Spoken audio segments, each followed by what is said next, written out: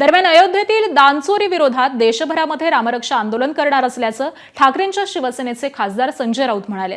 तर राम मंदिरावरती बोलण्याचा राऊतांना अधिकार नाही असं भाजपचे मुख्य प्रवक्ते नवनाथ बन म्हणाले। पारदर्शक चौकशी वगैरे सोडून द्या, आम्ही तर आंदोलनच सुरू केलं आहे। राम मंदिर लुटीविरुद्ध भव्य आंदोलन काल केलं, रामरक्षा आंदोलन, सिक्युरिटी ऑफ राम, रामरक्षा। आणि आम्ही आता महाराष्ट्रात नव्हे तर देशात जाणार आहोत।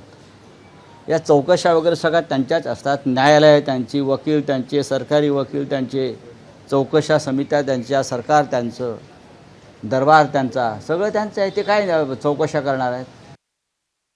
संजय राऊत राहुल गांधींची किती गुलामगिरी करणार आहेत? आता ते असं सांगतायत की राहुल गांधी यांनी राम मंदिरातला कथित घोटाळा समोर केला। जनाब संजय राऊत, ज्या राहुल गांधींच्या सांगण्यावरून उद्धवजी ठाकरे राम मंदिराच्या प्राणप्रतिष्ठापना सोहळ्याला गेले नाहीत, राहुल गांधी आजपर्यंत राम मंदिराच्या दर्शनासाठी गेले नाही, राम लल्लाचं दर्शन घ्यावं असं राहुल गांधींना वाटलं नाही। ज्यांनी रामाचं अस्तित्व नाकारलं, राम सेतूचं अस्तित्व नाकारलं, त्या राहुल गांधींना राम मंदिराबद्दल बोलण्याचा अधिकार नाही। एबीपी माझा, उघडा डोळे बघा नीट।